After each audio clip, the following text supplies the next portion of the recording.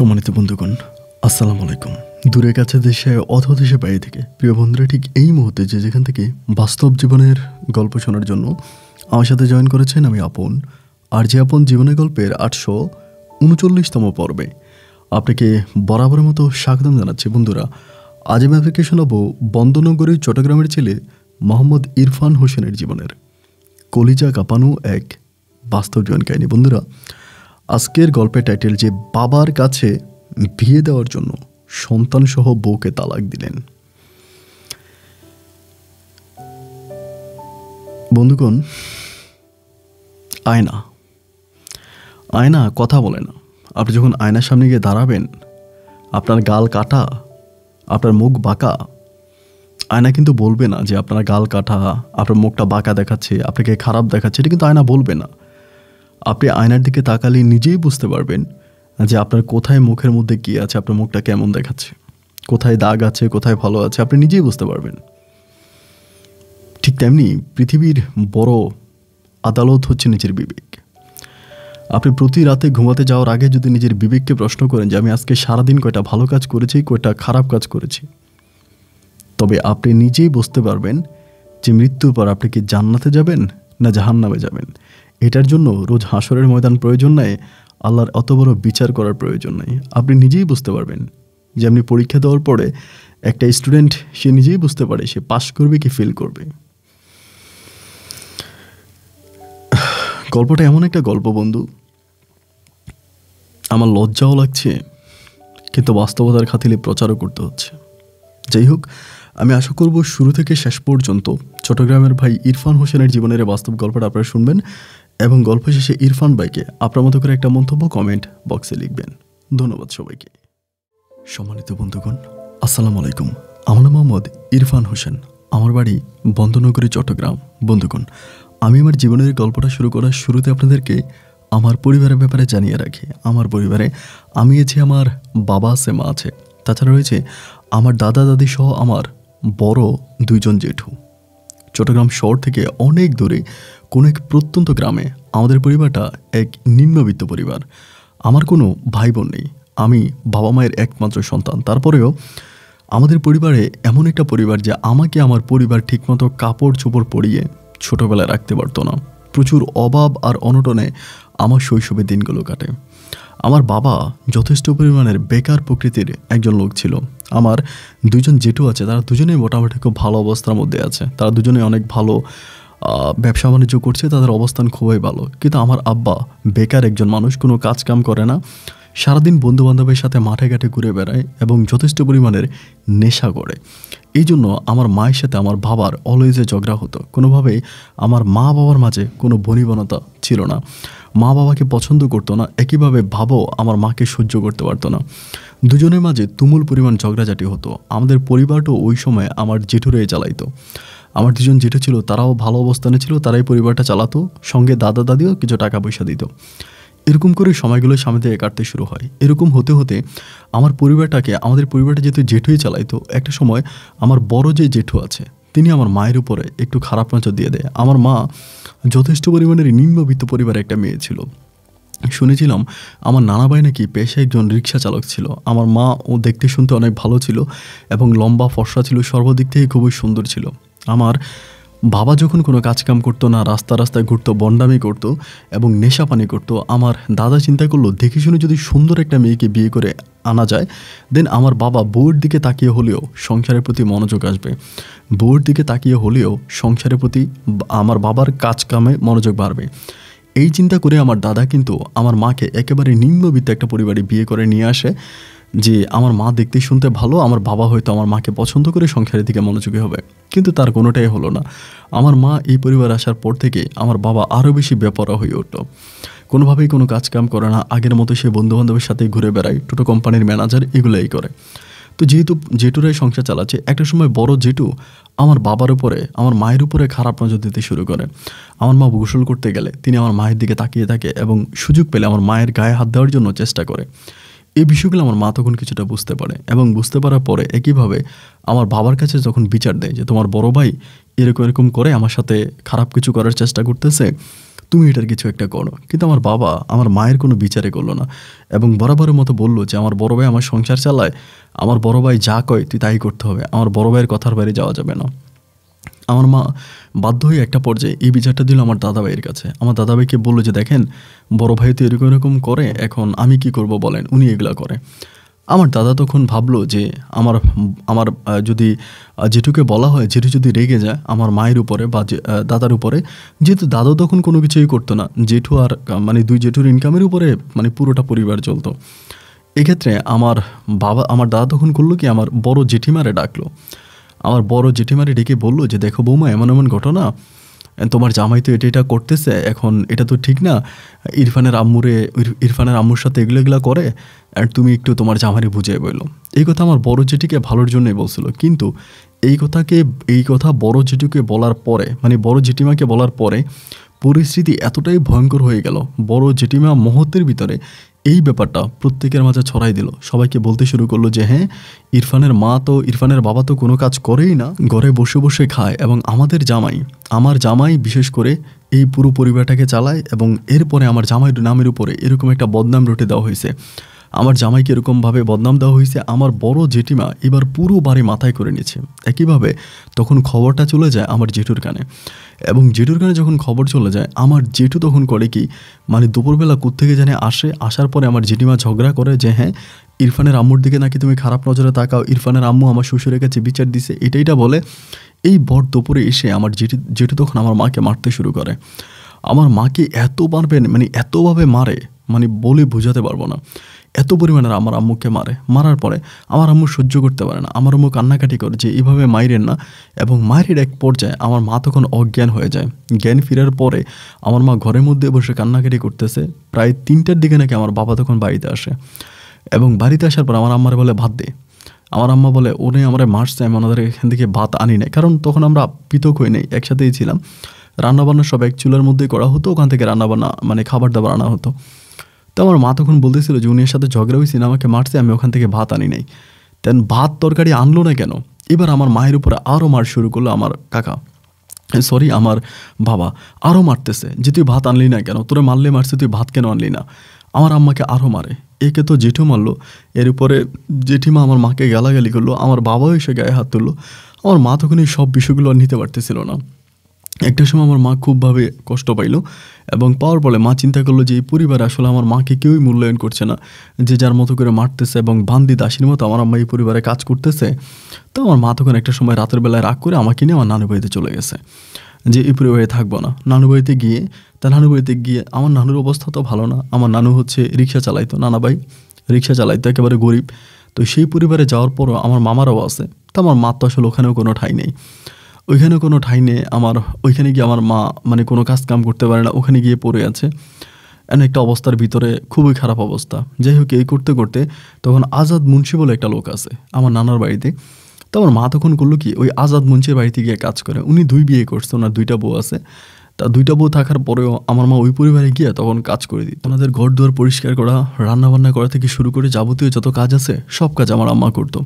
আমার আম্মা কাজকাম সব কিছু করে দিত। তো বিনিময়ে আমার আম্মাকে দুমুঠো খাইতে দিত, এবং আমার আম্মা খাবার নিয়ে আসতো আমার জন্য, নানা ভাইয়ের জন্য এবং নানুমনির জন্য খাবার নিয়ে আসতো। আমার বয়স তখন প্রায় 7 থেকে 8 বছরের মতো, আমি তখন মোটামুটি অনেক বড়। তা এইভাবে আমি তখন ওইখানে পড়ে আছি। এভাবে জেঠু তখন আমার মা তখন এখান থেকে খাবার আনতো, খাইতাম। এইভাবে অনেকগুলো দিন কেটে যায়। আমার বাবা আর আমাদের কোনো খোঁজ খবর নেয় না, আমরা কোথায় আছি না আছি, আমার মা বেঁচে আছে কি মরে গেছে। এই যে আমার মা আমাকে নিয়ে আসলো, আমি তো আমার বাবার সন্তান ছিলাম, আমার বাবা আমার আর কোনো খোঁজ খবর নেয় নাই, আমাকে দেখতেও আসে নাই, এবং একইভাবে আমার জেঠু, আমার দাদা কেউ আমাদের কোনো খবর নেয় নাই। তো মা তখন ওই আজাদ মুন্সির বাড়িতে যায়, ওনার 2টা বউ আছে, বউদের সাথে আমার মা কাজ কাম করে। এরকম করে আমার মায়ের দিনগুলো কাটতেছিল। এবং তারই কয়েক বছর পরে যেটা জানতে পারি সেটা হচ্ছে আমার বাবা নাকি নতুন করে বিয়ে করে। আমার মাকে বিয়ে করার সময় যে কাবিনের টাকা দেওয়া হয়, সে কাবিনের টাকা আমার আম্মাকে দেয় নাই। কাবিনের টাকাও না দিয়ে আমার বাবা আমার আম্মুর নামে অনেকগুলো বদনাম উঠে দেয় যে আমার আম্মু খারাপ। এই কথা বলে আমার বউ পুনরায় আবারও বিয়ে করে সে তার বউ নিয়ে অনেক সুখে আছে। তা আমার মা না হয়ে অপরাধ করছে, আমি তো কোনো অপরাধ করিনি, আমি তো আমার বাবার সন্তানই ছিলাম। কিন্তু আমার দুঃখ ছিল এই জায়গায় যে আমার দাদা, আমার জেঠু, আমার বাবা, আমি তাদেরই রক্ত ছিলাম, তারা আমার কোনো খোঁজখবর নেয় নাই। মা তখন ওই আজাদ মুন্সির বাড়িতেই কাজ করে, কারণ সে তো কোনো বিচার আচার পাবেও না। আইন তো আমাদের সমাজের আইন তো টাকা দিয়ে কিনতে হয়, তো আমার আম্মার যেহেতু টাকা নেই, কোনো আইনও নাই। তো যাই হোক, এবার আমার মা ওভাবেই কষ্ট করে দিনরাত কাটাচ্ছিল, পড়ে আছে। তা আমি তখন আজাদ মুন্সির বাড়িতে থাকতেছি। এমন করতে করতে কিছুদিন কেটে যাওয়ার পরে হঠাৎ করে মানুষের মুখে একটা কথা শুনতে পাই এরকম, লোকজনে বলা বলি করে আমার মা নাকি আজাদ মুন্সির সাথে শোয়, এরকম করে বলে। ধরেন আমি তখন পড়াশোনা করতাম না, কোনো পড়াশোনা করি না, বাইরে বাইরে ঘুরি, মানে অনেকের সাথে খেলাধুলা করি, মাঝে মাঝে টুকিটাকি কাজ টাজ যেরকম পাই ওরকম করি। এমন করতে করতে লোক মারফতে শুনতে পাই যে আমার আম্মা নাকি আজাদ মুন্সির সাথে ঘুমায়, এরকম করে সবাই বলে। অনেক মহিলারা আমারে বলে যে তোর মতো ছেলে থাকতে তোর মা কেন আজাদ মুন্সির সাথে ঘুমায়, এটা কী ধরনের কথাবার্তা, এরকম করে অনেকে খারাপ কথা বলে। তো বললে পরে আমি তখন আম্মুরে বলি যে আম্মু, সবাই বলা বলি করে তুমি নাকি আজাদ মুন্সির সাথে ঘুমাও, তুমি আজাদ মুন্সির সাথে কেন ঘুমাও? আমার মা বলে মানুষের কথা বাদ দে তো, মানুষের কথা শুনিস না, মানুষ কত কথাই বলবে, মানুষের কথা বললে কি আমাদের পেট ভরবে? আমরা মানুষের কথা শুনবো না, তুই এগুলো মানুষের কথা শুনিস না। এরকম করে সময়গুলো যাই যেতে ধরুন ওই সময় আমি কাজে যেতাম, আলুর কাজ বা টুকিটাকি ছোটো ছোটো যে ধরনের কাজগুলো হয় না, এই ধরনের কাজে যেতাম। কাজে গেলে সবাই মানে বলতো যে তোর মা আজাদ মুন্সির সাথে খায়, আজাদ মুন্সির সাথে ঘুমায়, এবার এটা কোন ধরনের কথা? এরকম হইতে হইতে একটা সময় আমার খুব রাগ লাগলো, মানে অনেক রাগ লেগে গেছে। রাগ লাগার পরে আমি তখন আমার আম্মারে বললাম ডিরেক্টলি যে আম্মা, তুমি আর আজাদ মুন্সির বাড়িতে যাবা না, তুমি আজাদ মুন্সির বাড়িতে যাবো না, তুমি ওই বাড়িতে কোনো কাজও করবা না, তোমার ওখানে কাজ করা দরকার নেই, আমি কাজ কাম করে আমি তোমারে খাওয়াবো, তোমার ওখানে কাজ করা লাগবে না। এটা বলে আমার আম্মা তখন হাসে। আমি বললাম হাসো কে? আমি তো তোমার ভালো কথাই বলছি, তুমি আজাদ মুন্সির বাড়িতে কেন কাজ করতে যাবা? আর আম্মা আমরা হাসতে হাসতে বলতেছে, বাবারে তুই আমারে খাওয়াইবে ভালো কথা, আমি তোর খাবারও খামো ঠিক আছে, আমি যে আজাদ মুন্সির বাড়িতে যাই, আমি যে আজাদ মুন্সির সাথে ঘুমাই, এগুলো মিথ্যা কথা না, মানুষ যা বলে সত্যই বলে। তাই আমি বললাম মানুষ যা বলে সত্য বলে, কেন তুমি আজাদ মুন্সির সাথে ঘুমাইবা, এটা কেমন কথা? আমার আম্মা বলে আমি আজাদ মুন্সিরই বিয়ে করছি। এটা শোনার পর আমি তখন আসমান থেকে বললাম তার 2টা বউ আছে, এবং 2টা বউ থাকার পর আমার আম্মা নাকি তার কাছে বিয়ে বসছে। আমি বললাম আম্মা, এটা তুমি কী ধরনের কথা বলো যে তুমি আজাদ মুন্সিরই বিয়ে করছো? আমার আম্মা বলে হ্যাঁ বিয়ে করছি, উনি আমারে কলমা কাবিন করে দোস্তুর মতো আইন অনুযায়ী, বাংলাদেশের আইন অনুযায়ী উনি আমারে ইসলামিক বিধিবিধান মিলিয়ে উনি আমাকে বিয়ে করছে, এবং তিনি আমার স্বামী। আমি বললাম যে মা, এটা কী ধরনের কথা বলো, ওনার না 2টা বউ আছে? আমার মা বলে বউ থাকলে আছে সমস্যা, উনি 3টে বিয়ে করতে পারবে, ওনার 3টা বউ রাখার যোগ্যতা আছে, উনি 3টা বিয়ে করবে, এবং কালকে থেকে তুই ওই বাড়িতে থাকবি, এই বাড়িতে আর থাকা লাগবে না। মানে আমার নানা বাড়িতে আমি থাকবো না, আমি ওই বাড়িতে থাকবো। আমার নানা তখন খুব অসুস্থ, মানে অনেক অসুস্থ, রিক্সা চালাইছে তো অনেক বছর, তো এখন নানা আর শরীর লাগতে পারে না, বেশিরভাগই হচ্ছে শুয়ে বসে থাকে আর কি। তো নানা নানির তো কোনো মানে তাদের কোনো হুঁশ নাই, তাদের কোনো কিছুই নেই। মা তখনই আজাদ মুন্সির বাড়িতে কাজও করে, ওই বাড়িতে থাকে, আমারও তখন ওই বাড়িতে নিয়ে গেছে। তো আজাদ মুন্সির গরু আছে, ছাগল আছে, মাঠঘাট আছে, অনেক মাছও আছে, ফসলি জমি আছে, আমি সব দেখাশোনা করতেছি। আমার মা বাড়িতে কাম করে, আমি মাঠে ঘাটে কাম করি, এরকম করে আমার সময়গুলো কাটতেছে। এরকম করতে করতে আমি মোটামুটি প্রায় অনেকটা আজাদ মুন্সির বাড়িতে বড় হই। তো এই পর্যন্ত কিন্তু আমি আমার বাবার কোনো খোঁজখবর নেই নাই, আমার বাবা আমার কোনো খবর নেয় নাই, বাবার মতো করে পড়ে আছে, আমি আমার মতো করে আজাদ মুন্সির বাড়িতে আসি। আমি কিন্তু আজাদ মুন্সিরে ওই মুহূর্ত পর্যন্ত বাবা ডাকি না, আমি ওনারে কাকা ডাকি। হ্যাঁ কাকা ডাকি, উনি প্রথমে মামা ডাকতাম, মামা ডাকলে পরে আমার আম্মা বলে মামা ডাকিস না, মামা ডাকলে খারাপ দেখায়, তুই যদি বাবা ডাকতে ইচ্ছা না করে তুই কাকা ডাক। তা আমি তখন কাকা ডাকতাম, আর মামাও ডাকতাম না, বাবাও ডাকতাম না, কাকা ডাকি। এমন করতে আমি মোটামুটি অনেকটাই বড় হই। বড় হওয়ার পরে যখন আমার বয়স 17-18 কাছাকাছি, বাট আমি একটা বিষয় খুব খেয়াল করে দেখি, বিষয়টা ছিল এরকম, মানে আমার আম্মা ওই বাড়িতে বান্দি দাসীর মতো 24 ঘন্টা কাজ করে, এবং 24টা ঘন্টা আমার আম্মা নিঃশ্বাসও ফেলে না, ওই বাড়িতে কাজ করে। এবং একইভাবে আমিও এই আজাদ মুন্সির মাঠে ঘাটে গরু ছাগল হাঁস মুরগি এটা ওইটা নিয়ে আমিও 24 ঘন্টা পড়ে থাকি। 2 বউয়ের কাজ আমার আম্মা একাই করে ওই বাড়িতে, 2 বউয়ের কাজ করে, 2 বউয়ের সমস্ত কাজ আমার আম্মা করে, অ্যান্ড আমিও মাঠে ঘাটে কাজ করি। আমার কাছে তখন কেন জানি মনে হলো যে আজাদ মুন্সি আমি আর আমার মায়ের সুবিধাটা নিচ্ছে, মানে আমার আম্মা ঘরে কাজ করে, আমি মাঠে কাজ করি, আজাদ মুন্সি এই দিক দিয়ে 2 বউ নিয়ে অনেক সুখে কাটাইতেছে। এইভাবে তো আমার আম্মারে বেতন দেওয়া লাগতো, যদি আমার আম্মা কাজের লোক হইতো, এখন তো আর আমার বেতন দেওয়া লাগতেছে না, আমারে বেতন দেওয়া লাগতেছে না, আর আমিও তো ফ্রিতেই কাজ করতেছি। তখন আমার ভিতরে খুব খারাপ লাগে, মানে সেই খারাপ লাগা থেকে আমি বেশিরভাগ সময় কী করি, ওই আজাদ মুন্সি বাড়ির পিছনে একটা জমি আছে আর কি, অনেক বড় একটা জমি, তা আমি ওই জমির ভিতরে গিয়ে চুপচাপ বসে থাকি। মানে জমিটা বলতে একটু বনের মতো আর কি, অনেক গাছগাছালি আছে, এটার মধ্যে চাষাবাদ হয় না, একটু উঁচু জায়গা, ওইখানে গিয়ে বসে থাকি বেশিরভাগ সময়। তো বসে থাকতে থাকতে একদিন আমি ওইখানে বসে আছি, তো ওইখানে যে বসে আছি ওইটার পাড়েই হচ্ছে একটা পুকুর ছিল, মানে ওই পারে পুকুর, তা পুকুরে নুপুর নামের একটা মেয়ে গোসল করতেছে। তা নূপুর নামের একটা মেয়ে গোসল করতেছে। তা আমি কিন্তু নূপুরের দিকে তাকাই না, আমি এমনি ওই জায়গায় বসে আছি, একটু জোপজারের মতো আর কি। আমার বসে থাকতে ভালো লাগে, কারণ আমার তো অনেক কষ্ট, বাবা থেকেও নাই, বাবা আমার কোনো খবর নেয় না, এবং যে লোকেরা আমার আম্মা বিয়ে করছে তার কাছেও আমি কোনোদিনও সন্তানের মূল্য পাবো না।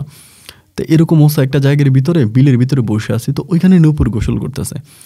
এখন নূপুর যে গোসল করতেছে ওইটা কিন্তু আমি দেখি নাই, আমি এখানে বসে আছি। অ্যান্ড কিছুক্ষণ পরে হঠাৎ করে আমার বড় মা, মানে আজাদ মুন্সির বড় বউ, কোত্থেকে যেন একটা ঝাড়ু নিয়ে আসছে, ঝাড়ু নিয়ে এসে আমাকে পিটাইতে শুরু করছে। হাইরে আমারে মারতেছে, মানে এলো বাতারিক মারতেছে, আমি এমনভাবে মারতেছে। আমি বলি কী হয়েছে কী হয়েছে, ওইখানে নূপুরও কিন্তু তাকে আছে। নূপুর হচ্ছে পাশের ঘরের একটা মেয়ে, ওরাও গরিব, একেবারেই গরিব। ওরাও আগে আজাদ মুন্সি বাড়িতে কাজ টাজ করতেন। নূপুরের আব্বু মোটামুটি এখন মাঠে ঘাটে একটু কাজ টাজ করে, ওনার লাগে না। তা নূপুরে তখন তাকাইতেছে, নূপুরে তখন দৌড়ে আসছে, আশেপাশের মানুষ দৌড়ে আসছে। আসার পরে মানে সবাই মিলে তখন আমারে মানে মারতেছে। সবাই বলে কী হয়েছে কী হয়েছে, আমার সৎ মারে বলে, মানে বড় মারে বলে। সবাই, আমার বড় মা বলতেছে কত বড় বেয়াদব, ওই কত বড় বেয়াদব, নূপুরে গোসল করে ওইখানে জুপের মধ্যে বসে বসে নূপুরের গোসল দেখতেছে, নূপুরে পুকুরে গোসল করে ওইখানে জুপের মধ্যে বসে বসে দেখতেছে। আমি বলতেছি আল্লাহর কসম, খোদার কসম, আমি দেখি না, আমি ওইদিকে তাকাইও নাই, আমি ওইদিকে তাকামু কেন, আমি ওইদিকে তাকাইও নাই, মিথ্যা কথা, আমি তাকাই নি ওইদিকে। আমার কথা কেউ শোনে না, মানে সবাই তখন ওই আমার বড় মায়ের কথাই শুনে, বড় মায়ের কথা শুনে আমার তখন সবাই এলোপাতারিক মারতেছে বা সবাই খারাপ ব্যবহার করতেছে। তেমনি আমি তখন চলে গেছি, রাগ করে এখান থেকে চলে গেছি। চলে যাওয়ার পরে ওই দিন মোটামুটি কাটছে, মানে বিকেলবেলা আমি তখন ওই রাস্তার পাশে বসে আছি। নূপুর তখন স্কুল থেকে আসতেছে, ও তখন মানে ক্লাস 9-এ পড়তো, ওই এলাকার স্কুল থেকে আসতেছে, ওরে দেখে আমি দৌড় দিয়ে চলে গেছি। আমি দৌড় দিয়ে চলে গেছে, ওর সামনে আমি আর পড়ি না। এইভাবে 3-4 দিন কেটে গেছে। 3-4 দিন পরে একদিন হঠাৎ করে আমি কি করলাম, ওই যে এখানে খেজুর গাছ আছে একটা, রাস্তার পাশে খেজুর গাছে হেলান দিয়া সকালবেলা ঘুমিয়ে পড়ছিলাম। খুব ক্লান্ত লাগতেছিল, খেজুর গাছে হেলান দিয়ে ঘুমিয়ে গেছি। মাঠে গরু ছেড়ে দিছি, গরু ছেড়ে ঘুমিয়ে গেছি। তা নূপুর সকালবেলা স্কুলে যাওয়ার সময় দেখছে এখানে। দেখার পরে নূপুর তখন এখানে দাঁড়াইছে, দাঁড়াইয়া বলতেছে যে ইরফান ভাই দুইবার ডাক দিছে। না চোখ ভাঙছে, দেখি যে ওরে দেখার পর আমি দৌড় দিছি, আমার টান দিয়ে ধরছে হাতের মধ্যে, কই যান। আমি বললাম নূপুর আমার গরুরে দেখতে যেতেছে, আমার গরুগুলার আবার কুকুরে টুকুরে ধরলো নাকি, আমি গরুরে দেখতে যেতেছি। আমার বলে আচ্ছা দাঁড়ান, আপনার সাথে আমার কথা আছে। আমি বললাম এখানে তো কেউ দেখলে সর্বনাশ হয়ে যাবে, এমনিতেই তো আমার কলঙ্ক। পরে আমারে বলতেছে আচ্ছা আপনি আমার দেখলে দৌড়ান কেন। আমি বললাম দৌড়াই না, আসলে মানে বড় কথা হচ্ছে যে তুমি দৌড়ামুখির লেগে দৌড়াই না, আর আমার লজ্জা লাগে। তো বলে লজ্জা লাগে কেন। আমি বললাম লজ্জা লাগে এই কারণে যে সবাই আমারে বলতেছে যে তুমি ওই দিন গোসল করতেছিলে, আমি নাকি জোপের মধ্যে বসে তোমার গোসল দেখতেছিলাম, এই জন্য আমার খুব লজ্জা লাগে। ও আমার বলে আপনি কি সত্যি জোপের মধ্যে বসে বসে আমার গোসল দেখছিলেন। আমি বললাম না, আল্লাহর কসম করে বলতেছি আমি দেখি নাই, আমি কিছুই দেখি নাই। ও বলে তা আপনি যদি নাই দেখবেন তাহলে লজ্জা পাইতেছেন কেন, আপনি যদি চোরই নাই করবেন তাহলে নিজেরা চোর বানাইতেছেন কেন।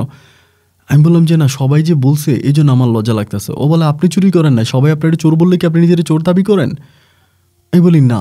ও বলে তাইলে আপনি নিজের দোষী দাবি করেন কেন, আমি আপনার ভালো করেই চিনি, আপনি এরকম মানুষ না, ছোটোবেলা থেকে আপনাকে দেখে আসছি, আপনি এরকম না। সবাই যতই বলুক যে আপনি লুকে লুকে আমার গোসল দেখছেন, এটা আমি জীবনেও বিশ্বাস করি না। তাই আমি বললাম যে না তা ঠিক আছে, কিন্তু নূপুর বিশ্বাস করো আমি আসলেই দেখিনি। ও বলে হ্যাঁ। তো বলে আপনার সাথে একটু বৈশা কথা বলি। আমি বলি হ্যাঁ বলো। তো এখানে বসছে খেজুর গাছের নিচে, আমিও বসছি, ও বসছে। বসার পরে ও আমারে বলতেছে আচ্ছা আপনার আম্মা এরকম বোকা কেন, আমারে বলে। আমি বললাম যে কিসের বোকা। পরে বলে আচ্ছা আপনার আম্মা ওই বুড়া বেটাটারে বিয়ে করলো কেন, আজাদ মুন্সির বিয়ে করছে কেন। আমি বলি আজাদ মুন্সির বিয়ে করছে, আমার আম্মা চলে আসছে, এখন তো আমার আম্মার একটা জামাই দরকার, কারণ আমার আম্মা এভাবে থাকলে মানুষ আমার আম্মাকে খারাপ বলবে, বিভিন্ন ধরনের বদনাম উঠিয়ে দিবে। এই জন্য আমার আম্মা আজাদ মুন্সির বিয়ে করে ওনার সাথে থাকতেছে, কেন সমস্যা কি। নূপুর আমার তখন বলতেছে আজাদ মুন্সির বিয়ে করছে ভালো কথা, কিন্তু আজাদ মুন্সির বাড়িতে বাকি যে 2টা বউ আছে উনিও তো বউ, তাহলে 3টা বউ না। আমি বললাম হ্যাঁ। নূপুর তখন আমার বলে আপনার মা কি কোনোদিনও ওই বাড়িতে বউয়ের মর্যাদা পাইছে। দিনে 10টা পর্যন্ত আজাদ মুন্সি 2 বউ ঘুমায়, সকাল 6টা বাজে এসে আপনার আম্মা রান্না বাড়া শুরু করে বান্দি দাসীর মতো। একটা কাজের মানুষও তো এত কাজ করে না, আপনার আম্মা ওই বাড়িতে যত কাজ করে, তাহলে আপনি আপনার আম্মারে কিছু বলেন না। আমি বলি আমি তো ছোটোবেলা থেকে দেখে আসছি না আমার আম্মা এরকম করে, আমি কি করব। তা আমার বলে আপনার ভবিষ্যৎটা কি, আপনি কি নিজের ভবিষ্যৎ নিয়ে কোনো কিছু চিন্তা করেন। আমি বললাম যে আমি আমার নিজের ভবিষ্যৎ নিয়ে কী চিন্তা করব, আমার মায়ের জীবন যেমনি গেছে আমার জীবন এমনি যাইব। ও বলে এটা কোনো কথা, আপনার মা ঘরের মধ্যে এরকম কাজ করে আর আপনি সারাটা দিন এ আজাদ মুন্সির গরুগুলারে এইভাবে আপনি মাঠে চড়ান, আচ্ছা একটা সত্যি কথা বলবেন। আমি বললাম হ্যাঁ বলবো, বলো। ও আমাকে বলে কোনো দিনকে আজাদ মুন্সির আপনার 1 গ্লাস দুধ খাইতে দিছে। আমি বলি দুধ খাওয়া থাক দূরের কথা, দুধ যদি কম হয়, ধরেন গরু যেই পরিমাণে দুধ দেওয়ার কথা এর থেকে একটু কম দুধ দিলে আমারে গালাগালি করে আমার 14 গোষ্ঠী উদ্ধার করে ফেলে। আমি নাকি মাঠে গরু ঠিকমতো চড়াই নাই, গরু ঠিকমতো খাওয়াই নাই, যার জন্য গরু ঠিকমতো দুধ দেয় নাই। আমার সাথে এত পরিমাণে খারাপ ব্যবহার করে, আর তুমি বলো আমারে দুধ খাওয়াইবো? তারপর আমারে বলতেছে যে তাইলে আপনি কেন এরকম একটা মানুষের কথা শুনে আপনার নিজের জীবনটাকে এরকম নষ্ট করতেছেন? কেন আপনি এরকমটা করেন? আপনি কি ভালো হতে পারেন না? আমি বললাম ভালো আর খারাপ কি, আমি যেমন আছি ভালোই আছি। কথা বলতে বলতে আমি বললাম যে ঠিক আছে, আমি গরু দেখতে যাই, তোমার স্কুলে টাইমে গেছে, তুমি স্কুলে যাও। ও বলে শোনেন, তাহলে বিকালবেলা স্কুল থেকে আমি আসার সময় আপনি এখানে থাকি, আপনার সাথে কথা কমো। আচ্ছা ঠিক আছে, থাকমনি, যাও। তো ও তখন চলে গেল স্কুলে, আমি তখন গরু চড়াইবার লাগে আবারও গেলাম। তা গরু টরু নিয়ে বিকেলবেলা ও যা বলছে বিকেল আমার সাথে দেখা করবো, আমি বসে আছি। তা ওইখানে একটা বড়ই গাছ ছিল আর কি, মানে ওইখানে মাঠের মধ্যে। তা আমি দুপুরে কী করছি, অনেকগুলো বড়ই পারছি। বড়ই পাইরা বাড়ি থেকে লবণ মরিচ আনছি। ও তো আবার খাইতে এগুলো পছন্দ করবে জানি। কাঁচা কাঁচা বড়ই, আদা পাকা বড়ি আর লবণ মরিচ নিয়ে আমি তখন বসে আছি। ও আসছে, আসার পরে আমি বললাম নূপুর বড়ি খাবা? আমি বলে খাবো তো। পরে আমি গামছা থেকে বড়িটারে বের করলাম, আবার একদম পরিষ্কার করছি গামছা দিয়ে। তারপরেও আমার গামছার মধ্যে থেকে বড়ি নিতে আসে, লবণ মরিচ দিয়ে টপ টপ করে খাইতেছে। আমার খুব ভালো লাগতেছে। ও কিন্তু অনেক সুন্দর, মানে অনেক সুন্দরী মেয়ে আমাদের এলাকাতে। তাই খায়, আমার খুব ভালো লাগে। তারপর আমার বলে আপনি তো ভালো কেন? আমি বললাম কিসের ভালো? বলে এইরকম করে গাছ থেকে বড়ি পাইরে আমার লাগে অপেক্ষা করতেছেন। আমি রোদ্রে দিয়ে আসছে, তখন কিন্তু রোদ পড়তো, মানে গ্রীষ্ম ছিল তো, প্রচুর রোদ। তা বলতেছে যে আমি এই রোদ্রে দিয়ে আসছি, আমার তো বড়ি খাইতে ইচ্ছে করতেছিল, টক খাইতে ইচ্ছে করে, ভালো লাগছে। দেন এরপর থেকে আমি কী করে মাঝে মাঝে বড়ই পাইরা, বা যেহেতু ধরেন ওইটা ফসলি জমি, অনেকেই শসা ক্ষেত করে বা ক্ষীরা করে, তা শসা ক্ষীরা টমেটো এটা ওইটা আমি কী করতাম, আইনা রাখতাম ওর জন্য। স্কুল থেকে আসার সময় এখানে লবণ মরিচের জন্য খাইয়া যাইতো। এরকম করতে করতে নূপুরের সাথে আমার মোটামুটি একটা ভালো সম্পর্ক হয়ে যায়, খুব ভালো একটা সম্পর্ক হয়। ও আমাকে অনেক বুঝে, আমি ওর অনেক বুঝি। এরকম করে করে ও মাঝে মাঝে আমাদের বাড়িতে আসতো, আমার আম্মুর সাথে কথাবার্তা বলতো। এরকম করে সময়গুলো কাটতে কাটতে অনেকগুলো দিন এভাবে কেটে গেল। যেহেতু একটা সময় নূপুর তখন এসএসসি পরীক্ষা দিবে, এসএসসি পরীক্ষার আগ মুহূর্ত, ও তখন পড়াশোনা নিয়ে খুব ব্যস্ত। তা একদিন আমি ওই সময় কিন্তু নূপুরের সাথে আমার মোটামুটি প্রেম ভালোবাসা হয়েই গেছে। মানে হয়তো আমারে বলে নাই বা আমি ওরে বলি নাই, কিন্তু আমরা দুজনে খুব পছন্দ করি, একজন আরেকজন অনেক পছন্দ করি, আর আমাদের মাঝে মোটামুটি একটা ভালো সম্পর্কে আমরা চলে আসছি। এরকম করতে করতে এসএসসি পরীক্ষার কয়েকদিন আগে একদিন নূপুর মানে আয়শা আমার কাছে খুব মানে মন খারাপ করছে, অনেক কান্নাকাটি করতেছে সকালবেলা। আমি বলি যে নূপুর কাঁদতেছো কেন, কী হয়েছে? আমার ওই সময় কিন্তু আমাদের বাড়িতেও বারবার যাইতো, আমাদের বাড়িতে আমাদের বাড়ি থেকে আসতো, বেশিরভাগ সময় আমাদের বাড়িতে গিয়ে বসে থাকতো। তাই পরে আমি বললাম কী হয়েছে? তাই এরকম করে আমাদের বাড়িতে বসে থাকো, আমাদের বাড়িতে যাও, এখন কান্না করতেছো কেন, কী হয়েছে? পরে আমার বলে আমি কি বলবো, আজাদ মুন্সির মতো বেয়াদব একটা লোক এ অত্র এলাকাতে নাই। তাই আমি বললাম যে আজাদ মুন্সির মতো বেয়াদব একটা অত্র এলাকার এই নাই, এটা তো ভালো কথা, তো এই কথা কী হয়েছে, কেন বলতেছো? পরে জানো আজাদ মুন্সি কী করছে? আমি বললাম কী করছে? বলে আজাদ মুন্সি এমন একটা কাজ করছে যেটা শুনলে তুমি আসমান থেকে পড়বা। আমি বললাম আরে আসমান থেকে পড়ার কী আছে, এই বেটা যে খারাপ এটা তো আমি জানি, কী করছো এটা কও, তোমার কিছু বলছে? পরে বলে আমি যে তোমাদের বাড়িতে যাইতাম, বারবার তোমার সাথে দুষ্টমি করতাম, তোমার আম্মুর সাথে কথা কইতাম, এখন এরকম করে যাইতে যেতে আজাদ মুন্সি আজকে আমারে বলতেছে যে শোনো নূপুর, এই তোমার তো আসলে তোমার আব্বা আমার তো অত সমর্থ নাই ভালো কোনো জায়গায় তোমার বিয়ে দেওয়ার, আমি তোমার নামে 1 বিঘা ধানি জমি লিখে দিব, তুমি আমার কাছে বিয়ে বসো। আমি বললাম দূর, এটা হাসতে হাসতে কইছে।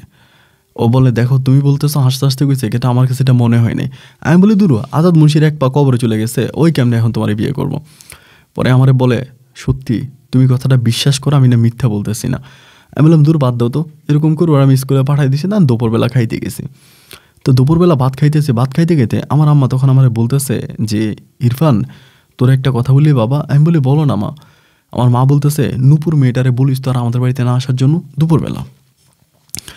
না আম্মু যখন আমার এই কথা বললো তখন আমার ভিতরে একটু সন্দেহ লাগলো, কিরে নূপুর তো আমার একবার কইলো যে আজাদ মুন্সি ওর এরকম প্রস্তাব দিছে, আবার এখন আম্মু আমারে বলতেছে যে নূপুরে বলিস যাতে এই বাড়িতে না আসে।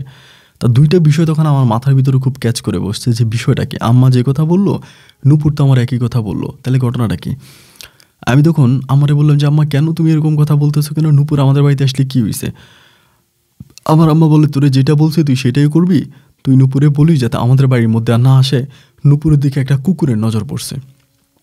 আমি বলি কুকুরের নজর পড়ছে? আমার আম্মা বলে হ্যাঁ, একটা কুকুরের নজর পড়ছে, ওই কুকুর যে কোনো সময় মেয়েটারা কামড় দিতে পারে, মেয়েটা তো সহজ সরল বুঝবে না এবং কুকুরের কামড়টা সে নিতে পারবে না, এই জন্য তারে বলিস যাতে আমাদের বাড়িতে না আসে। আমার কথাটা শোনার পরে খাওয়া দাওয়া শেষ করলাম, আলুর ভর্তা ডাল দিয়ে পেট ভরে ভাত খাইলাম, ভাত খেয়া মাঠের মধ্যে আবারও গেছি, গিয়া ওই খেজুর গাছে হেলান দিয়ে ঘুমিয়ে গেছি। প্রায় 3টার দিকে ঘুম ভাঙছে, 3:30 4টার দিকে নূপুর তখন স্কুল থেকে আসতেছে।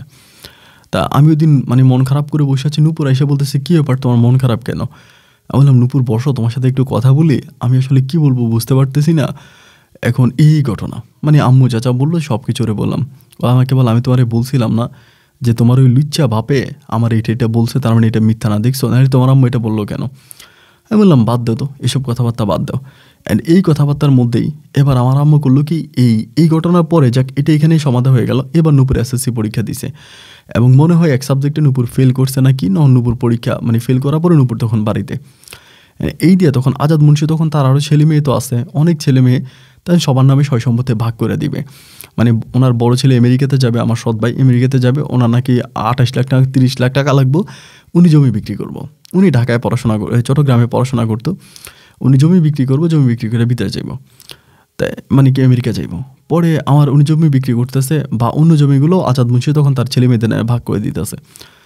আমার আম্মা তখন রেগে যেতেছে, আমার আম্মা বলে আপনি আমার ছেলের নামে কিছু দিবেন না। আজাদ মুন্সি ধরিয়া বলে এটা কি আমার ছেলে নাকি, এটা কি আমার ছেলে নাকি? তারপরে আমার আম্মা বলে এটা কী ধরনের কথা বলেন, ওই ছোটোবেলা থেকে আপনার কাছে আসে, আপনার কইকে আমার কোনোদিন বাপ ডাকছে, ও তো আমার চাচা ডাকে, চাচা হইলে আমি সম্পত্তির ভাগ করে দিব কেন? আমার আম্মা বলে অনেক বড় বয়সে আসছে তো, বড় বয়সে এরকম বড় একটা ছেলে হুট করে বাবা ডাকতে একটু লজ্জা পাচ্ছিল, এই জন্য মনে হয় বাবা ডাকে নাই। তো উনি বলে হ্যাঁ বাবা ডাকে না, চাচা ডাকছে আর কি, ডাকুক না, কিন্তু ওই তো আমার বাবা ডাকে না, আমি সম্পদ কেন দিব? আমি আমার সম্পদের 1 করা ওরে দিব না। আমার আম্মা বলে ভালো কথা, ওরে সম্পদ দিবেন না, ভালো কথা, কিন্তু আমি তো আপনার বউ, আপনি তো আমার বউ হিসাবে স্বীকৃতি দিয়েছেন, তাই আমি আপনার বাড়িতে তো বউ হিসাবে আছি, তা আমি কি আপনার কাছে কোনো সয় সম্পত্তির মালিক নেই? আপনি তো আমার কোনো কিছু লিখে দিলেন না। আমার আব্বা নাকি ওই সময় ওই আজাদ মুন্সি নাকি ওই সময় আমার আম্মুরে বলে যে তোরে যে আমি বিয়ে করছি দেখা তো কাবিনের কাগজটা দিই। আমার আম্মা বলে কি বলেন আপনি, হুজুর দেখে কলমা পইরা আইন অনুযায়ী আমার বিয়ে করছেন, এখন আপনি বলতেছেন কাবিনের ব্যাপার দিতে, আপনি কি কাবিন করছেন? আজাদ মুন্সি বলে যদি কাবিন না করে তাহলে তুই আমার কেমন বউ, বান্দি দাসির মতো আসস, এই নিয়ে থাক, তুই মূল্যে তোরে আমার জায়গাতে আমি মাটি দিমু, সসম্মানে রাখমু, বেশি কথা বলিস না, আমার সম্পত্তির কোনো ভাগ তুই পাবি না। আমার আম্মা তখন মোটামুটিভাবে কিছুটা বুঝতে পারলো যে আজাদ মুন্সি আমাদেরকে ব্যবহার করতেছে। আমি তখন একটু কান্নাকাটি করে বলতেছি এটা কী ধরনের কথা আপনি বললেন, আপনি এটা কী ধরনের কথা বললেন, আপনার বাড়িতে আমি আজকে আমার জীবন যৌবন সব শেষ করে দিলাম, আপনি আমার নিয়ে রাতের বেলায় ঘুমাইতেন, আমার লোকে প্রত্যেক রাতে তো আপনি ঘুমাইতেন, 2 বউর সাথে আপনি আপনার জীবনে এত ঘুমান না, আমার সাথে যত ঘুমাইছেন, এখন আপনি এগুলো কী বলেন? এই কথা বলার পরে আজাদ মুন্সি তখন আমার আম্মার গায়ে হাত তোলে, বুড়া মানুষ আমার আম্মারে মারার পরে আমি তো কথাগুলো শুনতেছি, আমি তো উঠানের মধ্যে আছি, আমি তখন দৌড়ে গেছি, আমারে মারতেছে। তা উনি আমারে মারে, আমি আম্মারে যে ছুটাইতে গেছি, মানে আমার মারতেছে, আমি ছুটাইতে গেছি, একটা ধাক্কা ওনার গায়ে লেগে গেছে। তা আমার বড় যে ভাই চট্টগ্রামে পড়াশোনা করে উনিই ছিল, উনি তখন দৌড়ে আসছে, আইসে উনি দেখলো যে আজাদ মুন্সি বাবু শুয়ে আছে, ওরে আমার মায়ের ফেলছে ওরকম করে শুয়ে আছে। বড় ভাই তখন কী করলো, প্যান্টের বেল্টটা খুলে আমার পিটাতে শুরু করছে, এমন মারছে মানে মাইয়া আমার শরীরে পুরা রেলগাড়ির মতো রাস্তা বানায় ফেলছে। মুহূর্তের মধ্যে আজাদ মুন্সি বলে দেয় তুই তোর ছেলে নিয়ে এখান থেকে বাইরো, তুই এই ব্যাটারি নিয়ে এখানে থাকতে পারবি না। মানে মুহূর্তের মধ্যে আমাদের যা কিছু আছে সব কিছু আমাদের ঘর থেকে বের করে দিল, যা কিছু বলতে আমাদের যে হাড়ি পাতিল যা আছে। আজকে এতগুলো বছর আমার মা যে লোকটার কাছে ছিল, এই লোকটা এইভাবে আমার মাকে শূন্য হাতে বের করে দিল। যাই হোক, আমি মিলে তখন ওই মামার বিটে আসছি। তা আমার নানা ওই সময় মারা গেছে, নানি আছে, নানিও খুব অসুস্থ, মানে শারীরিকভাবে নানি অনেক অসুস্থ। এইখানে মামার বিটে আসার পরে মামাও তখন খুব ভাবে আমার আম্মারে দেখতে পারতেছে না, তখন আমাদের সব ভেঙে গেছে, মানে আমরা একদম কোনো কিছুই দেয় না। আজাদ মুন্সি বাড়ি থেকে আমাদেরকে বের করে দিছে এবং এখানে মামাদের বাড়িতে আসছে, মামারও খুব খারাপ ব্যবহার করতেছে, মেনে নিতেছে না, আমার আম্মাকে সবাই দোষারোপ করতেছে, তুই বিয়ে করলে কাবিন করলি না কেন, এটা ওইটা বলে আমার আম্মার সাথে খারাপ ব্যবহার করতেছে। আমার আম্মা বলে আমি শত কাবিন করলেও আজাদ মুন্সি কোনোদিন আমার কিছু দিত না, তা আমি এতদিন ওনার বাড়িতে থাকছি, খাইছি, বউর সম্মান নিয়েছিলাম, অতটুকুই ভালো। মানে আমার আম্মা তখন এরকম আর কি, মানে কী বলবে আর আসলে বলতে পারবে কি, একটা লোক যদি তার মানে এখন আমার আম্মারে না রাখে, আমার আম্মা তো মানে নিজ থেকে থাকতে পারবে না, নিজ থেকে তো আর থাকা সম্ভব না একটা পুরুষ লোকের সাথে। যাই হোক, খুবভাবে আমার আম্মার অপমান করলো, অপদস্থ করে আমার আম্মার ঘর থেকে একরকম বেরে করে দিল। আমার আম্মা চলে আসছে নানু বাড়িতে, তা আমার নাম আমাদের সাথে থাকতেছে। এবার আমি নূপুরের সাথে যোগাযোগ করতেছি, নূপুর আমারে বলে জানো এই বেটা কত খারাপের খারাপ, আমারে বারবার বলে তোর নামে 2 বিঘা ধানি জমি লিখে দিব, 1 বিঘা ধানি জমি লিখে দিব, তুই আমারে বিয়া কর, আমার এগুলা বলে। আর তোমার আম্মারে ঘর থেকে এভাবে বের করে দিল, তোমারও তো কোনোদিন সন্তানের পরিচয় দিল না, এরকমটা করলো। একদিন আমি ঠাস করে নুপুরে, মানে আমার মাথায় যেটা ভাই কোত্থেকে আসছে আমি এটা বুঝতেছি না, মানে আমি হঠাৎ করে নুপুরে বললাম যে নুপুরে একটা কাজ করো, এই বুইরারে একটা ধোকা দাও। আমি তো আর পারলাম না, আমার মাও পারলো না। ওই তো আজকে এতগুলো বছর আমার মারে ইউজ করলো এবং আমারও ধাক্কে ঘর থেকে বের করে দিল, আমাদেরকে তো কোনো কিছুই দিল না। না কোনো বাবার মর্যাদা আমি তার কাছে পাই, সন্তানের মর্যাদা পাইলাম, না আমার মা স্বামীর মর্যাদা পাইলো। তুমি নূপুর তার উপর একটা প্রতিশোধ দাও। নূপুর বলে কেমনে নিমো? আমি তুমি তার কাছ থেকে জায়গা সম্পত্তি লিখে নাও, বিয়ের কথা বললা, পরে আর বিয়ে করো না। নূপুর আমার বলে তুমি আজাদ মুন্সিরে চিনো? ওই কত খারাপের খারাপ। আমি যদি তার কাছ থেকে জায়গা সম্পত্তি লিখে নিই, এরপরে তারে বিয়ে না করি, ওই আমার আস্থা থাকতে দিব? ওই তো আমার জব দিয়ে দিব। আমি বললাম যাই হোক, এরকম করেই জিনিসটা এভাবে হয়ে গেল। 3-4 দিনের মতো কেটে গেল। আম্মু কান্নাকাটি করে, আমি তখন ওই টুকিটাকি মানুষের বাড়ি টাড়ি কাজ টাজ করতেছি। এরকম করতে করতে একদিন বিকেলবেলা তার নূপুর আর আমি আমাদের মাঠের এখানে বসে আছি। ওই সময় আর আজাদ মঞ্চের কাজ আমি করি না, আজাদ মঞ্চের কাজের লোক একটা রাখছে, ওই কাজের লোকে কাজ করে। তো এখানে বসার পরে নূপুর আমারে বলতেছে যে ইরফান, তোমার ভবিষ্যৎটা কি? তুমি কি আমাকে ভালোবাসো? অনেক বলছে। আমি বললাম ভালো যে তোমারে বাসি এটা তো তুমি জানোই। ও বলে তাহলে আমারে ভালোবাসলে আমাদের ভালোবাসার ভবিষ্যৎটা কি? আমি বললাম ভবিষ্যৎ কি? তোমার অন্য কোথাও বিয়ে হইব, আমি গিয়া বিয়া বাড়িতে কাজ টাজ করে দেবো। ও তখন বলছে তুমি কি আমার সাথে দুষ্টমি করতেছো? আমি বললাম না না, দুষ্টমি করবো কেন, যেটা সত্য সেটাই বললাম। তোমার এক জায়গায় বিয়ে হইব, আমি গিয়া তোমার হাড়ি পাতিল পরিষ্কার টরিষ্কার করবো, দুলারে সাজামো, দুলার জুতা লুগাই, দুলার কাছ থেকে টাকা নেবো, শরবত খাওয়াইয়া টাকা নেবো, গেটে শরবত দিব। নূপুর তখন আমার দিকে তাকে আর চোখের পানিগুলো ছেড়ে দিছে। আমাকে বলে তুমি এতটা সরল সোজা কেন, এতটা বোকা কেন? আমি বললাম কই বোকা সরল সোজা হওয়ার কি আছে, যেটা সত্য সেটাই তো বললাম। আমাকে বলতেছে আমার অন্য কোথাও বিয়ে হলে তুমি সহ্য করতে পারবা সহ্য করতে? আমি বললাম সহ্য করতে না পারার কি আছে, ছোটোবেলা থেকে তো শিয়াল কুকুরের মতো জীবন কাটছে, কোনোদিন তো কারো কাছে কোনো ভালোবাসা পাই নাই। তা এরপরেও আর জীবনে কী বা আশা করি, কোনো কিছু আশা নাই। ও আমার বলে জানো ইরফান, আমি তোমার অনেক ভালোবাসি, আমি তোমার ছাড়া অন্য কাউরে বিয়ে করবো না। তোমার কাছে অনুরোধ তুমি কিছু একটা করো, অন্তত আমারে দুমুঠো ভাত খাওয়ানোর মতো একটা ব্যবস্থা করো। আমি তখন বললাম যে তোমারে 2 মুঠো ভাত খাওয়ার মতো ব্যবস্থা আমি কেমনে করুম? তুমি আমারে কও, আমি তোমার 2 মুঠো ভাত খাওয়ার মতো ব্যবস্থা করবোটা কেমনে? আমি কোনো কাজ কাম করি? আমার কোনো কাজ কাম আছে? আমার তুমি বিদেশ চলে যাও, এখন তো অনেকেই বিদেশে যায়, বিদেশে গিয়া ভালো টাকা ইনকাম করতেছে, তুমি বিদেশে যাও। আমি তখন বললাম নূপুর পাগল হইছো? যে মানুষটা চট্টগ্রাম শহরে যাওয়ার ভাড়া যার পকেটে নাই, তুমি তারে বিদেশ যাওয়ার কথা বলতেছো? আমার বলে আমার কাছে কিছু টাকা আছে, জমানো টাকা, পরীক্ষার সময় অনেকে আমাকে দিছে, তোমার এই টাকাটা দিয়ে তুমি পাসপোর্ট করতে পারবা? আমি বললাম আরে দূর, পাসপোর্ট করো। তা পাসপোর্ট করলে পরে বিদেশ যাবো কেমনে? ও আমাকে বলো আগে তো পাসপোর্টটা করো, বিদেশ যাওয়ার ব্যবস্থা পরে হইব। আমি বললাম তুমি কী কো, পাসপোর্ট করলে পরে বিদেশ যাবো কেমনে, যাবো টাকা লাগবো না? ও আমার বলে তুমি তো পাসপোর্টটা করতে পারো, আগে পাসপোর্টটা করো না, পাসপোর্টটা করে শেষ করো, এরপরে বিদেশে যাওয়ার টাকা আল্লাহ এক জায়গায় না এক জায়গা থেকে মিলিয়ে দিব। আচ্ছা ঠিক আছে, আল্লাহকে মিলিয়ে দেখ, এরপরে পাসপোর্ট করো। তার মানে এখন প্রত্যেকদিন আমার সাথে ঝগড়া করে টাকাটা নাও, পাসপোর্টটা করো, টাকাটা নাও, পাসপোর্ট করো, মানে পাসপোর্ট করানোর জন্য পাগল হয়ে গেছে। এরকম করে যখন আমার লোকে ধক্কা দিয়ে গেছে, একটা সময় আমি টাকা নিয়েছি, যা পাসপোর্ট করবো।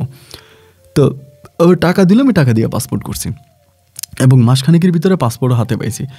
পাসপোর্ট হাতে পাওয়ার পরে ও তখন বলে তাহলে বিদেশ যাও, এবার বিদেশে যাওয়ার ব্যবস্থা করে। আমি বলি কী কো তুমি বিদেশ যাবো? বিদেশ যেতে যেই টাকা লাগে এত টাকা আমি কই পাবো? ও বলে বিদেশ যেতে কয় টাকা লাগবো? আমি বললাম কমে তো 5-6 লাখ টাকা লাগবে, 6 লাখ টাকা তো নিচে লাগবে, 6 লাখ টাকার নিচে বিদেশ যাওয়া যায়? যেমন তেমন একটা দেশে গেলেও 5-6 লাখ টাকা লাগবে। ও বলে আমি যদি তোমার 5-6 লাখ টাকা জোগাই দিই তুমি যেতে পারবা? আমি বললাম কী কো তুমি, তোমার বাবা তোমার বাবা নিজেই 3 বেলা খাবার খাইতে পারে না, তোমার 3 বেলা খাবার খাওয়াইতে পারে না, একটা সাবজেক্টে ফেল করছো বলে পরে আর পরীক্ষাই দিতে পারলা না টাকার অভাবে, একটা স্কুল ড্রেস পরে স্কুলে যাইতে আইতা, তুমি আমার 6 লাখ টাকা কোত্থেকে দিবা? 5-6 লাখ টাকা দিবা কই থেকে, পাগল হইছ? আমার বলে আমি যদি টাকা জোগাই দিই তুমি পরীক্ষা দিবা তো, বিদেশ যাবা তো? আমি বললাম হ্যাঁ, যদি তুমি টাকা জোগাই দাও যামু, টাকা পাইবা কই? আমি আমার কিডনি বিক্রি করে দেবো। ও বলতেছে, আমি বলি কিডনি একটা কয় টাকা? ওই দিন আমি শুনছিলাম যে হামিদের মা কিডনি বিক্রি করছে 1 লাখ টাকা। 1 লাখ টাকা, 2টা কিডনি 2 লাখ টাকা, দুইটা কিডনি বিক্রি করে তুমি মরিয়ে যাবা। আমাকে বলে আমি যেমনি পারি টাকা জোগাড় করবো, কিন্তু তুমি বিদেশে যাইবে, আমার কথা দাও, এবং বিদেশে যাইবে, বিদেশ থেকে আইসা তুমি আমার নিয়ে একটা ছোট্ট সংসার করবা, আমি তোমার নিয়ে এই দুনিয়াতে অনেক ভালো করে বাঁচতে চাই। আমি বললাম হ্যাঁ, তুমি যদি টাকা জোগাড় আমার দিতে পারো আমি যাবনি। এমন করে 3-4 দিন কেটে গেছে। 3-4 দিন পরে একদিন উপরে আমার হঠাৎ করে বলতে আসে যে ইরফান, তোমার একটা কথা কই, তুমি শুনবা? আমি বললাম কী কথা? ও আমার বলে গত কয়েকদিন আগে তুমি আমার একটা কথা কইছিলা, তোমার কি মনে আছে? বললাম গত কয়েকদিন আগে তোমার কী কথা কইছিলাম, আমার তো ঠিক মনে নেই, কী হয়েছে কত? ও আমার বলে তুমি কি ভুলে গেছো, তুমি গত কয়েকদিন আগে আমার একটা বুদ্ধি দিছিলা। আমি বললাম বুদ্ধি, কী বুদ্ধি দিছিলি? ও আমারে বলে তুমি আমারে বুদ্ধি দিছিলা আমি যেমনি পারি ছলে মলে কৌশলে এই আজাদ মুন্সিরে একটা ধোকা দেওয়া লাইগা। আমি বললাম হ্যাঁ বলছিলাম, তো তুমি আজাদ মুন্সির ধোকাটা কেমনি দিবা? ও আমারে বলে আমি একটা কাজ করবো, আজাদ মুন্সি আমার লগে প্রত্যেক দিনে অনেক জ্ঞান করে, আমার একা পাইলে আমার হাত চাইবা ধরে, আমার কাছে কান্নাকাটি করে, শেষ বয়স উনি আমার বিয়ে করতে চায়, আমার সাথে থাকতে চায়, মানে খুবভাবে আমারে ধরছে। আমি একটা কাজ করি, আমি আজাদ মুন্সির বিয়ের কথা কইয়া ওনার কাছ থেকে জমিটা লিখে নিই, এবং জমিটা লিখে নেওয়ার পরে এই জমিটা আমি বিক্রি করে দিমু, বিক্রি করে তোমার টাকা দিমু, তারপর তুমি বিদেশ চলে যাবা, এন্ড বিদেশ গিয়া তারপর তুমি আমার বিদেশে লয়ে যাইবা। রে কও কি, তোমার মাথায় তো পুরা আফ্রিকান বুদ্ধি, এত বুদ্ধি পাইলে কই? আর আজাদ মুন্সি তোমার জমি লিখে দিব বিয়ে ছাড়া? ও বলে লিখে দিব। আমি বুড়ার ওই দিন বলছি যে ঠিক আছে বিয়া পরে করবো, আগে জমি লিখে দেন। বুড়া কই ঠিক আছে জমি লিখে নিয়ে যা, প্রয়োজনে জমি লিখে 1 বছর পর তুই আমার বিয়ে করিস। আমি কি কো এটা কইছে? বলে এটা কইছে, এবং আমার তাড়াতাড়ি কইতেছে তুই তাড়াতাড়ি নিয়ে যা, আমার পোলাপাইন যদি ভাগটাগ হয়ে যায়, সম্পত্তি ভাগ হয়ে গেলে আমি আর দিতে পারুম না, এখনই লয়ে যা। এটা শোনার পর আমার ভিতরে তখন কেমন জানি একটা আশ্বাস আমি পাইলাম যে আজাদ মুন্সি তো আমার কোনো কিছুই দিল না, তার কাছে আমি কিছুই পাইলাম না। তারে আজীবন আমার মা তার সেবা যত্ন করে গেল, আমার মা নিজের দেহটা তারা দিল, কিন্তু সে তো বিনিময়ে কিছুই দিল না। তাহলে ঠিক আছে, নূপুর যে বুদ্ধিটা ধরছে বুদ্ধিটা তো খারাপ না, এই বুদ্ধিটারে কাজে লাগে আজাদ মুন্সিরে রাস্তার ফকির বানায় লাউন যাইব, ওই বেটারে রাস্তার ফকির বানাই দেবো। আমি বললাম যে নূপুর তুমি এটা করো, তুমি কইবা যে ঠিক আছে আপনি আমার আব্বা আম্মারও জানাইতে পারবেন না, আপনি কাউরে জানাইতে পারবেন না, আপনি আমার জমি লিখে দেন, যদি জমি লিখে দেন আমি আপনার কাছে বিয়া বমু, এবং ওয়াদা করলাম আগে জমি লিখে দেন। নূপুর বলে এই কথা আমি যদি কই তাহলে এই বেটা রাজি হবে। আমি ঠিক আছে কও। এবং ওই দিনে নূপুর গিয়ে আজাদ মুন্সির এটা বলছে, আমার এসে নূপুর কইতেছে আর আজাদ মুন্সি রাজি। আমার বলে তুই কবে যাবি রেজিস্ট্রি অফিসে, চল তোর কাগজপত্র রেডি কর, তুই কবে যাবি? আমি বললাম সত্যি কইতেছ? বলো সত্যি কইতেছে, পাগল হয়ে গেছে আমারে জায়গা দেওয়ার লাগিয়া। আমি কই সত্যি? ও বলো সত্যি। ওরে বাবা বিশ্বাস করো। আমি বললাম তাহলে ঠিক আছে, তুমি কাগজপত্র কী লাগবো বলে এটা ঠিক করো। আর কাগজপত্র ঠিক করে দিয়েছি। 2 দিন পরে আজাদ মুন্সি সকালবেলা ভোরে ওরে নিয়ে চলে গেছে। ও যাওয়ার সময় আমার কয়ে গেছে আমি কিন্তু আজকে রেজিস্ট্রি অফিসে যাবো। আমি কই যাও? রেজিস্ট্রি অফিসে গেছে, আজাদ মুন্সি কই থেকে জানি লোক হাজির করে ফেলছে, এলাকার না বাইরের লোক হাজির করছে সাক্ষী লেগা। বাইরের লোক হাজির করে 1 বিঘার মতো ধানি জমি তখন হচ্ছে ইয়ার নামে লিখে দিছে, নূপুরের নামে লিখে দিছে পুরো জমি। নূপুরের নামে লিখে দেওয়ার পরে এই দিয়া বিকালবেলা নূপুরে আর আজাদ মুন্সি আসে বাড়িতে, নূপুর আমার নামে জমি লিখে দিছে।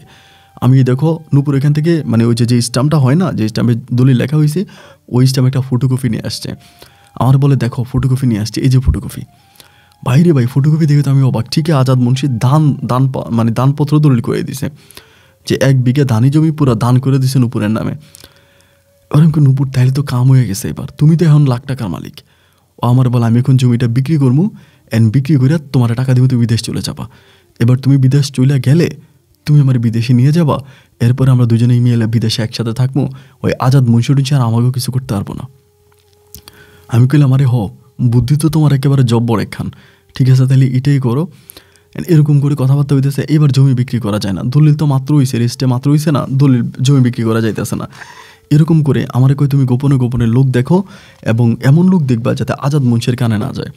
এবার আমি চিন্তা করলাম আজাদ মুন্সির শত্রু আছে কে? আমাদের এলাকার একজন লোক আছে, ওই আজাদ মুন্সির শত্রু, মানে উনি আগে আর্মিতে চাকরি করতে, এখন রিটায়ার্ডে আছে। উনি আবার আজাদ মুন্সিরে দেখতে পারে না।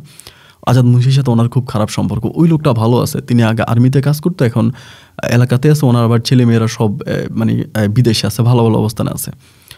ওনার নামটা আমি না বলি, আমি ওনারে যে একবার ধরছি, ধরে করলাম যে কাকা ইয়া মামা এমন এমন ঘটনা আপনি কারো কাছে কইেন না, এই ঘটনা আমি আর নূপুর মিলা করছি।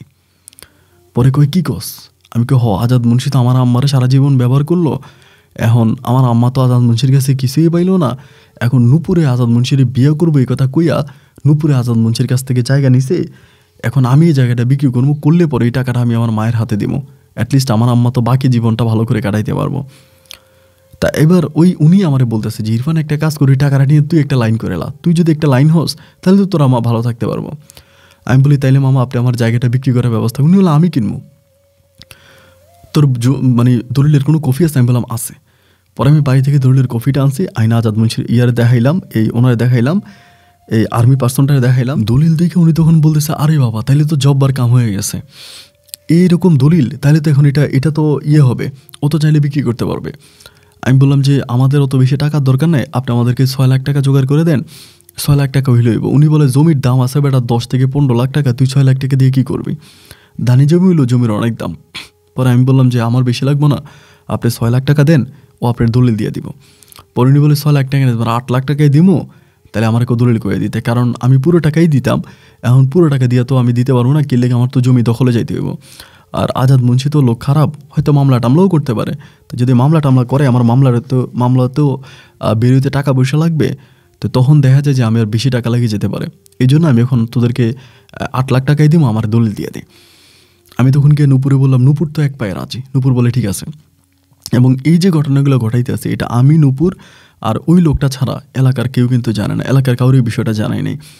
এটা নূপুর, আমি আর ওই লোকে মিলে, আমরা 3 জনে মিলে তখন ঘটনাগুলো ঘটাইতেছি। ওই তখন বলে ঠিক আছে, তাহলে আমার নামে জমি লেখা দে, আমি দিয়ে দিবনি। একইভাবে নূপুর, আমি গিয়া রেজিস্ট্রি অফিসে গিয়া ওনার নামে দলিল নূপুর লগে লগে দিয়ে দিছে, ওনার দলিল দিয়ে দিছে। এবং তিনিও তখন কোনো রকমের বেইমানি করে নাই। মুহূর্তের মধ্যে উনি ব্যাংক থেকে টাকা উঠে 8 লাখ টাকা, 1 লাখ টাকার বান্ডিল, 8টা বান্ডিল উনি তখন নূপুরে দিয়ে দিছে। টাকা পাইও তো নূপুর, এত টাকা তো আমরা জীবনও একসাথে দেখি নাই ভাই। এতগুলো টাকা একসাথে দেখার পরে মানে আমি পারি না, আমি হার্ট অ্যাটাক করবো, কিরে এত টাকা। উনি তখন বলল যে আজাদ মুন্সি মানুষ কিন্তু ভালো না, আমার কোনো ক্ষতি করতে পারবো না, কি লেগা, আমি তো জমি আমি হকভাবে জমি দলিল করে নিয়ে নিছি, ওই কিছু করার ক্ষমতা নাই। কিন্তু নূপুর তুমি সাবধান হয়ে যাও। আমারে বললো যে ইরফান তুমিও সাবধানে থাইকো, তোমাদের দুজনের কিন্তু 12টা বাজাই দিব। তোমগো দুজনের যদি সুযোগ মতো পায় আজাদ মুন্সি, তোমগোরে কিন্তু অস্তিত্ব ঠিক রাখবো না। তোমরা একটু সাবধানে চলাফেরা করে সাবধানে থাকো, বাট আমার চিন্তা করো না, আমি আমার জায়গায় ঠিক আছি।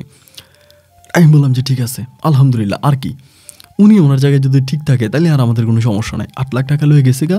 এখন জমি তো এবার আস্তে আস্তে দখলে যাইতে আছে, ওই লোক যার কাছে বিক্রি করছি এই জমি দখলে যাইতে আছে। নূপুরে তখন ধরছে, কিরি নূপুর, আমার জমি ও দখলে চাই কেন, ওইটা করে কেন, এই তুই আমার বিয়া করস না কেন। এবার যখন ওই আর্মির লোকটা জমির দখলে যাইতে আছে, এই দিক দিয়া আজাদ মুন্সি তখন নূপুরে চাপ দিতেছে, তুই আমার বিয়া কর, তুই আমার বিয়া কর, আমি মানুষের কাছে জানাবো, আমি এই করবো, আমি সেই করবো।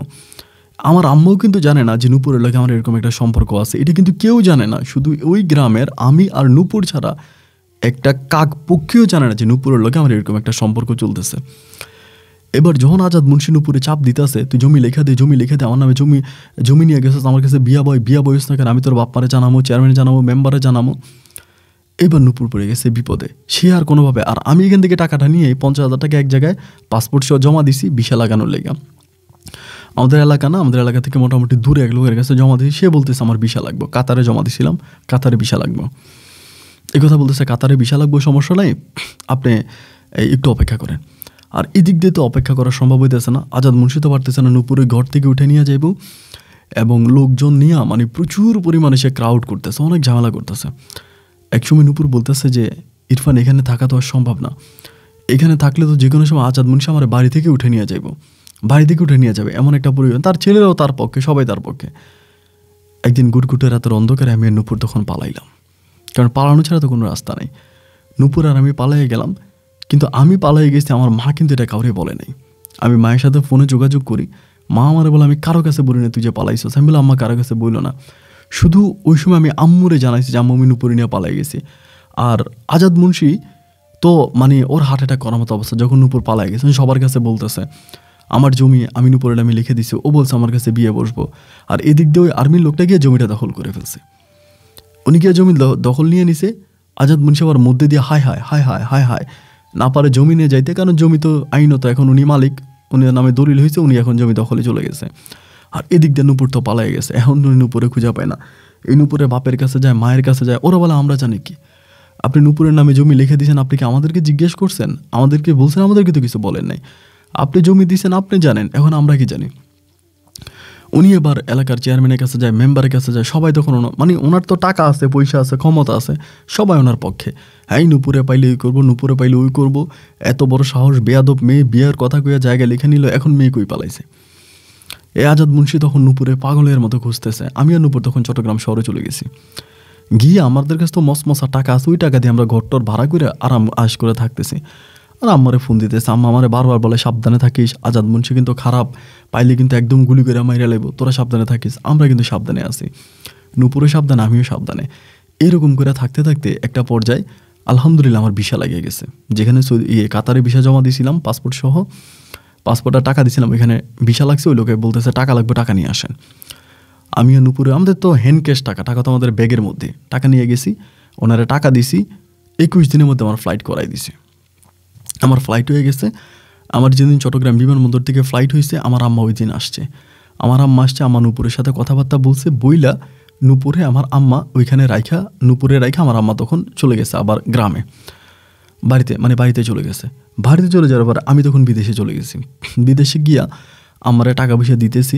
আজাদ মুন্সি তখন পাগলের মতো রাস্তায় ঘুরতেছে, কখনো এখানে যায়, কখনো এখানে। সবাই আবার আজাদ মুন্সিরে বলে যে আপনি এই ইরফানের মারে ঠকাইছেন, ইরফানের মারে আপনি কষ্ট দিয়েছেন, ইরফানের মারে বিয়ের কথা বইলা তার বিয়ের প্রলোভন দেখায় বিয়ে করছেন না করছেন আপনি জানেন, আপনি মহিলাটা তার স্বামী সন্তান সব ছেড়ে আপনার পিছনে জীবনটা ব্যয় করে দিছে।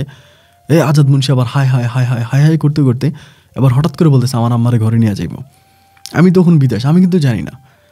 এবার আজাদ মুন্সি ঠিক মানুষ টানুষ ধইরা, আমার নানিরে ধইরা, আমার মামা ঘরে ধইরা আমার আম্মারে ঘরে নিয়ে গেছে, আইনত বিয়ে করে, আবার নতুন করে বিয়ে করে আমার আম্মারে নিয়ে গেছে, কারণ তখন সে পাগলের মতো হয়ে গেছিল। আমার আম্মারে নিয়ে সে মোটামুটি একটু রফা হয়েছে, কারণ তার আগের 2 বউ তো একদম ভুরা, মানে তারা বিছনা থেকে উঠতে পারে না এমন অবস্থা। আমার আম্মা তো মোটামুটি একটু জোয়ান আছে, আমার আম্মার আবার নিয়ে গেছে, নিয়ে এসে আমার আম্মার সাথে আছে। এবার আমি যখন জানতে পারছি, আমার যখন নূপুর জানাইলো যে আমার আম্মা আজাদ মুন্সির কাছে গেছে, আমার তো তখন রাগে শরীর ফাইটে যেতেছে। আমার আম্মা গেল কি লেগা, আমার আম্মা গেল কি লেগা, আমার আম্মা গেল কি কারণে? তা আমি আমার সাবধান করছি, আম্মা তুমি কিন্তু গেছো ভালো কথা, তুমি থাকো, কিন্তু ভুলো নূপুরের কথা কিন্তু আজাদ মুন্সির কাছে বইলো না, নূপুরের কথা কিন্তু তুমি আজাদ মুন্সির কাছে বইলো না, এমন এমন। এবার আজাদ মুন্সি আমার মারে নিয়ে গেছে, মারে নিয়ে যাওয়ার পরে সেইখানে আসে ভালো করে। মাসখানিক পরে, মানে এখানে বৎসর 1.5 মতো কেটে গেছে, 1-1.5 বৎসরের মতো কেটে গেছে। আজাদ মুন্সি তখন একদম ভালো হয়ে গেছে, 5 ওয়াক্ত নামাজ পড়ে আবার এদিক দিয়ে যে হজও করে আসছে, ওমরা হজ করে আসছে, ওমরা হজ করে আইসা সে একদম ভালো হয়ে গেছে, টুপি টাপি মাথায় দিয়ে চলে, সবার সাথে ভালো ব্যবহার করে। এবার আমার আম্মারে বলতেছে যে আমার ছেলেটা ইরফান তো বিদেশে চলে গেছে, কেমনে গেল, টাকা কে দিল? তখনও কিন্তু নূপুরের কোনো খবর কিন্তু কেউই পায় নাই। এলাকার মানুষ শুধু নূপুরের আব্বা আম্মা জানতো নূপুর চলে আসছে, বাট নূপুর যে আমার বিয়ে করছে এটা নূপুর আব্বা আম্মাও জানে না। নূপুর আব্বা আম্মা জানে নূপুর শহরে থাকে, ওইখানে চাকরি করে, ওর বাপ মায়ের সাথে ফোনে কথা বলে, তাদেরকে টাকা দেয়, কিন্তু তাদের কাছেও যায় না। ওই কিন্তু চট্টগ্রাম শহরে লুকে আছে। এখন আমি বিদেশ চলে গেছি, এটা কিন্তু আবার জানতে পারছে আজাদ মুন্সি যে আমি বিদেশে গেছি গা। তা আমার আম্মারে বলে টাকা কই পাইছে, টাকা কে দিছে? বলে ওর বাপে মানে আমার যে অরিজিনাল বাবা, সে তো আমার কোনো খবর নেয় না আজ পর্যন্ত, তার কোনো খোঁজ খবর আমি জানি না, সে কই আছে না আছে, বাইচে আছে না মরে গেছে। তা আমার আম্মা বলে ওর বাপের কাছে ও সম্পদ পাইবে, সেখান থেকে সম্পদ বিক্রি করে ও বিদেশে গেছে। না, আজাদ মুন্সি বলতেছে ছেলেটার জন্য মায়া লাগতেছে, ছেলেটা তো আমার অনেক কষ্ট করছে, আমার জন্য অনেক কিছু করছে, তাই ছেলেটার জন্য আমার খুব কষ্ট হইতেছে, খারাপ লাগতেছে। ছেলেটা যদি দেশে আসলে পরে আমি তার নামে জায়গায় সম্পত্তি লিখে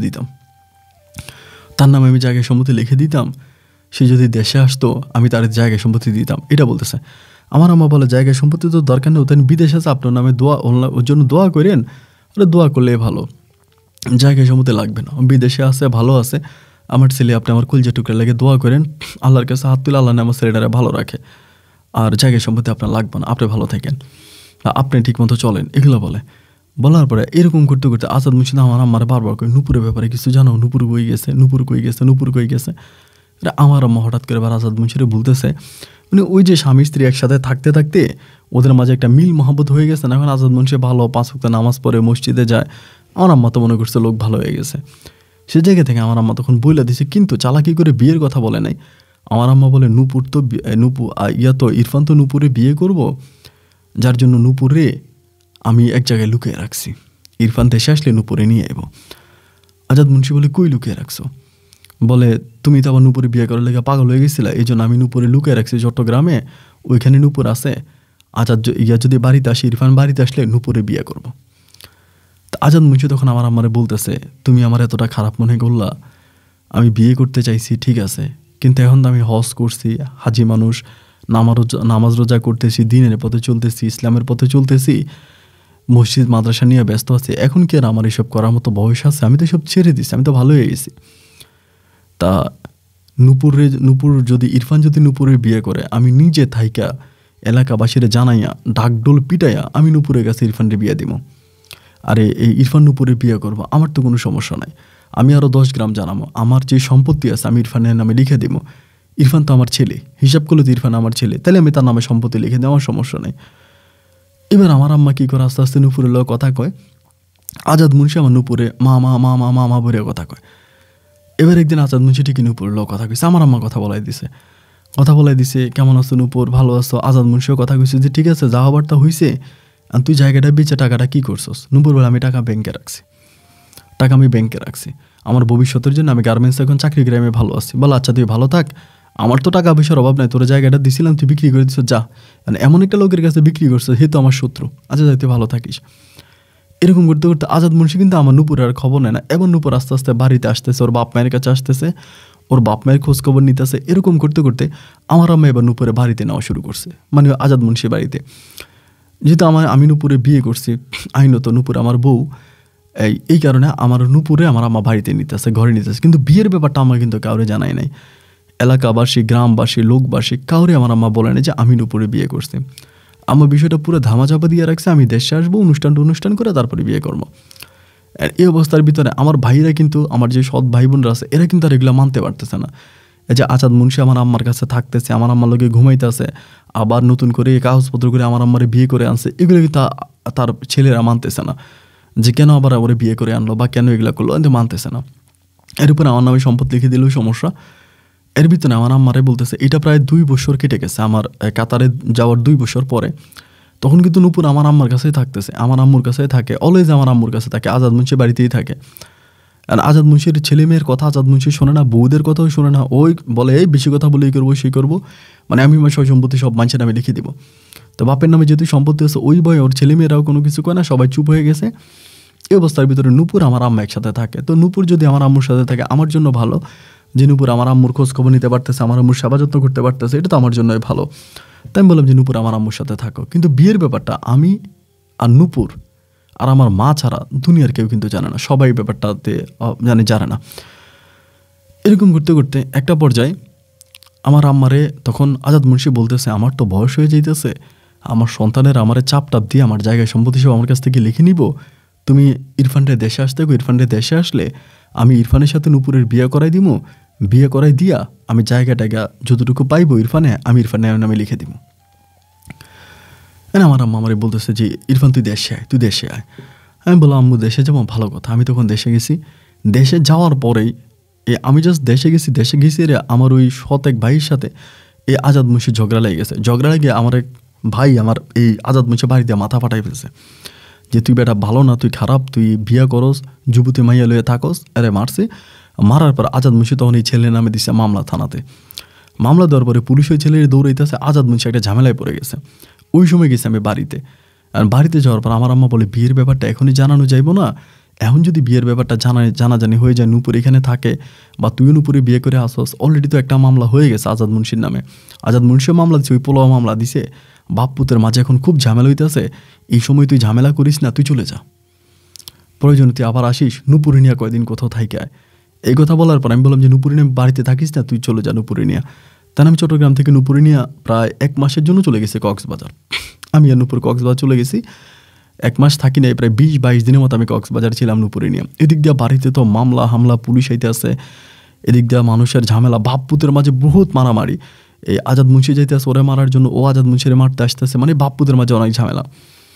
এইভাবে আমি তখন 20-22 দিনের মতো নুপুরে নিয়ে আমি তখন কক্সবাজার ছিলাম। থাকার পরে আমি চিন্তা করলাম, আমি তখন কাতার একটা ভালো অবস্থানের মধ্যে আছি, কিছু টাকা পয়সা ইনকাম করতেছি, তাই এখন যদি আমি শুধু বাড়িতে বসে থাকি তাহলে তো কোনো লাভ নাই। যদি বিয়ে শাদী করতাম, একটা কথা যে বিয়ে শাদী করছি আসি, তাই বিয়ে শাদীও যেহেতু করবো না, এইভাবে বাড়িতে বসে থাকে তো আমি কোনো বেনিফিট পাচ্ছি না। একটা কাজ করি, আমি আবার চলে যাই, মানে বিদেশে ভালো। এই কথা বলে 20-22 দিনের মতো নুপুরে নিয়ে কক্সবাজার ছিলাম। থাইকা নুপুরে আমি আবারও আইনে আজাদ মুন্সির কাছে, আমার আম্মুর কাছে রাখি আমি তখন আবার বিদেশ চলে গেছি। আমি বিদেশ যাওয়ার কিছুদিন পরে, বেশি দিন হয়নি, কিছুদিন পর আমার আম্মু অসুস্থ হয়ে গেছে। আম্মু হার্ট অ্যাটাক করছে হঠাৎ করে, আম্মু ভালো মানুষ, হার্ট অ্যাটাক করছে। তা আম্মুরা হাসপাতালে ভর্তি করাইলাম। এসব নিয়ে আম্মু খুবই অসুস্থ, আমার মানে প্যারালাইসিসের মতো হয়ে গেছে, শরীর টরিল লাড়তে পারে না, খুব খারাপ অবস্থা আম্মুর। যাই হোক, আম্মুর তখন আমি ওইখানে রাখলাম, আজাদ মুন্সিও তখন আছে, আমার আম্মু তখন আছে, সবাই তখন ওই আলাদা করে থাকতো। আমার আম্মুর কাছে এসে আজাদ মুন্সি থাকতো মাঝে মাঝে, নুপুর আলাদা রুমে থাকতো। তো ওইখানে তখন থাকতো, বাট ওই সময় কিন্তু বিয়ের ব্যাপারটা কেউ জানে না। বিদেশ থাকা অবস্থায় হঠাৎ করে নুপুর আমারে বলতেছে, আমি তো বাচ্চা কনসেপ্ট করছি। এটা আমি বিদেশ যাওয়ার কয়েক মাস পরে, মানে আমি কাতারে ব্যাক করার কয়েক মাস পরে বলতেছে আমি তো বাচ্চা কনসেপ্ট করছি, আমার পেটে তো বাবু আছে। তাই আমি বললাম যে আলহামদুলিল্লাহ, তাহলে তো ভালোই। আমি যেহেতু তার সাথে থেকে আসছি, বেবি আসছে পেটে, আমি তো আলহামদুলিল্লাহ। কিন্তু বিয়েটা যে এখনও কেউ জানাজানি হলো না, বিয়ের বিষয়টা সবাই জানাই দিই। তো যেহেতু বাবু হয়ে যাবে তাহলে তো বিয়ের বিষয়টা জানাইতে হবে, তাই না? তো বলে হ্যাঁ, বিয়ের বিষয়টা তো সবাই জানাইতে হবে, তোমার আম্মুরে বলে নিলে সবাইকে জানাই দিতে। তো আমি তখন আমার মারে বললাম যে মা, বিয়ের বিষয়টা তাহলে আস্তে আস্তে করে সবাই জানাই দাও, যেহেতু নুপুরে পেটে বাচ্চা আসছে, তাহলে এখন তো আর এই বিষয়টা লুকিয়ে রাখা যাবে না, মানুষ তো বলবো অবৈধ বাচ্চা। বাইরে এটা বলার পরে আমার মা তখন বিয়ের বিষয়টা কাউরে বলে না। আমি যতই মারে বলি যে মা, বিয়ের বিষয়টা মানুষকে জানাও, লোকজনকে জানাও, আমি নুপুরে বিয়ে করে ফেলছি, জানাও, মা কাউরে জানায় না। সপ্তাহ 15 দিন কেটে গেছে এবং আমার নুপুরেও বলতেছে সাবধান, তুই যে ইরফানের বিয়ে করছো সেটা কাউরে বলিস না। এই দিক দিয়ে নুপুর বলতেছে আমার পেটের সন্তান বড় হইতেছে, আমি সন্তানের পরিচয় কী দিব, এটা আপনি কি বলতেছেন? এবার নুপুর আমার ফোন দিয়ে কান্নাকাটি করতেছে যে তোমার আম্মা এই ঘটনা বলতেছে বিয়ের কথা কাউরে না বলার জন্য, বিয়ের কথা কাউরে না বলার জন্য, বিয়ের কথা কাউরে না বলার জন্য। আমি বললাম এই কথা আমার আম্মা কেন বলবে? ও বলে আমি জানি না। ও বলে আমি জানি না তোমার আম্মা এই কথা কেন বলতেছে।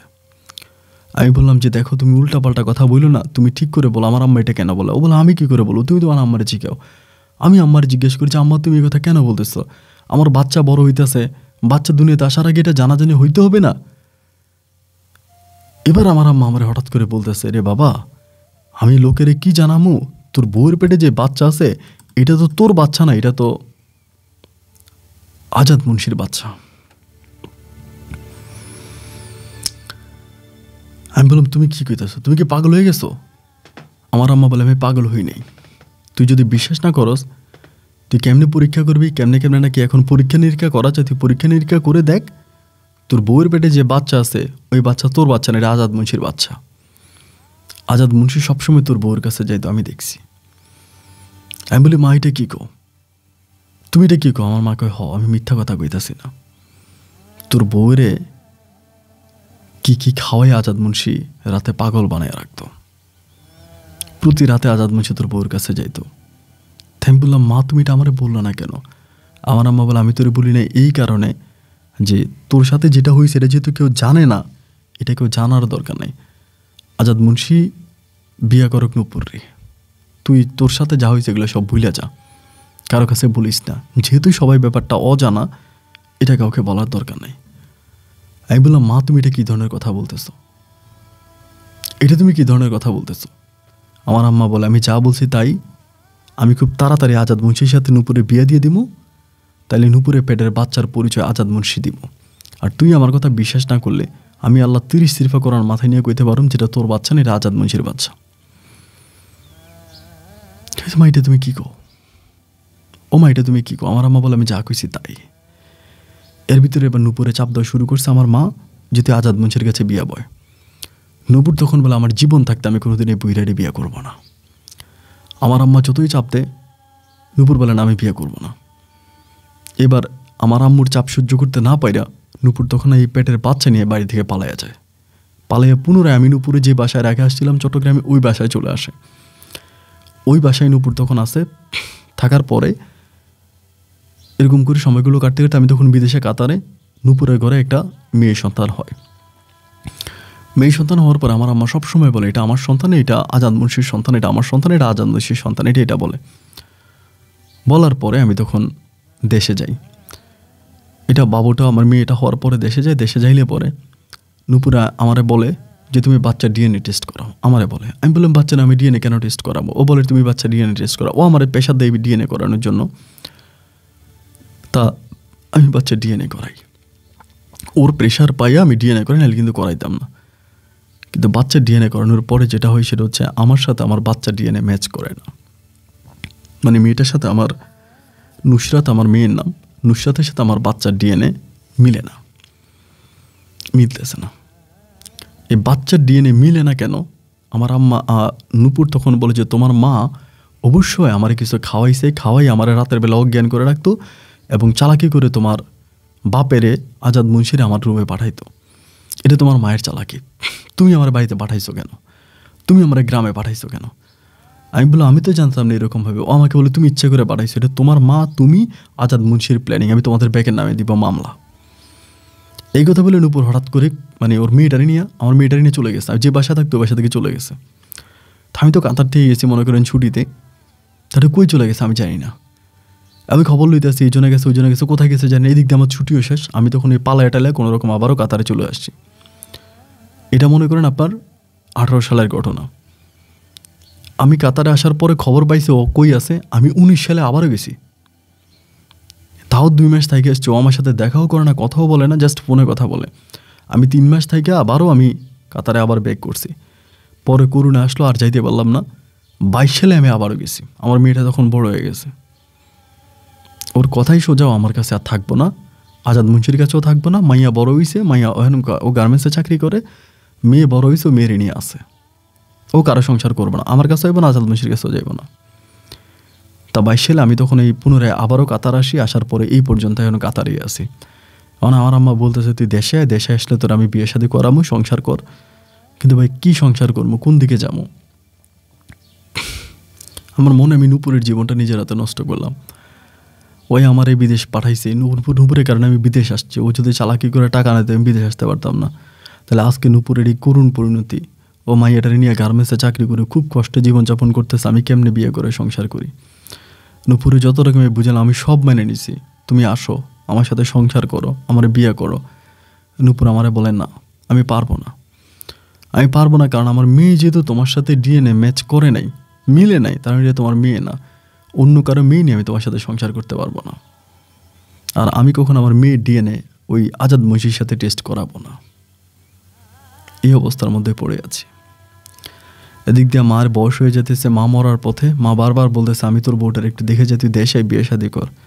এদিক দিয়ে নূপুরে পায়ে ধরতেছি, নূপুর আমার কাছে আইবই না, আমার সংসার করবোই না।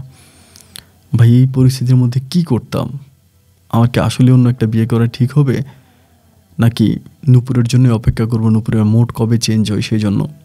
কী করতে পারি? যদি পারেন আপনি আমার একটা পরামর্শ দিয়েন। আপনি তো প্রবাসীদেরকে অনেক পছন্দ করেন, একজন প্রবাসী ভাই হিসেবে আপনার কাছে একটা পরামর্শ চাই, পরামর্শ দিয়েন। ভালো থাকবেন, আসসালামু আলাইকুম।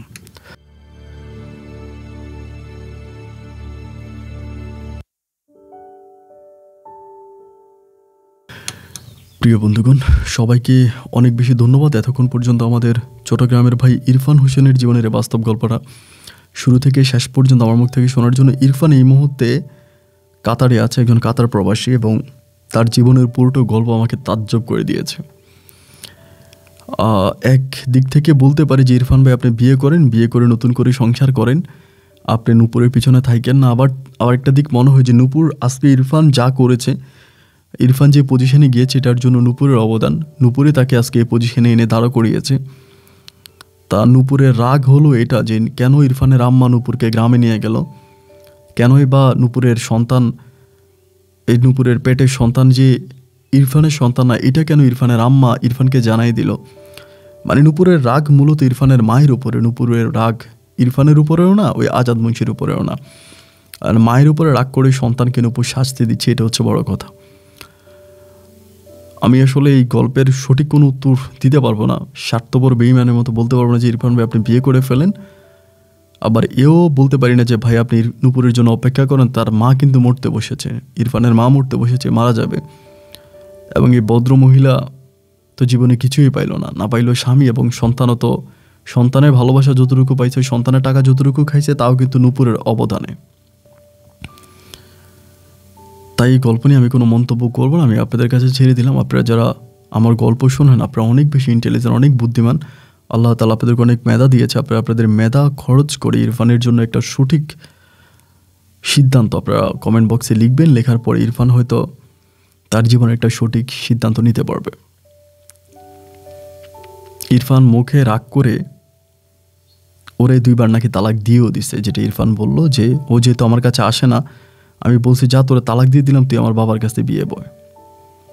2-3 বার মুখে তালাক দিয়েও দিছে ফোনের মাধ্যমে, যে তোরা তালাক দিলাম, তুই আমার বাবার কাছে বিয়ে বস, এটাও নাকি বলে দিছে। তো এখন এটা আসলে তালাক বৈধতা হয়েছে কিনা, তালাক আসলে হয়ে গেছে কিনা সেটাও জানি না। বা যাই হোক, এই গল্পটা খুবই আমার কাছে ক্রিটিক্যাল মনে হচ্ছে। আপনারা একটু কমেন্টে লিখবেন যে ইরফান এই মুহূর্তে কী করতে পারে। বন্ধুরা ভালো থাকবেন, সুস্থ থাকবেন, এই শুভকামনায় আজকের মতো এখানেই বিদায়। দেখা হবে অন্যদিন অন্য কারো বাস্তব জীবনের গল্প নিয়ে। আল্লাহ হাফেজ অ্যান্ড আসসালামু আলাইকুম।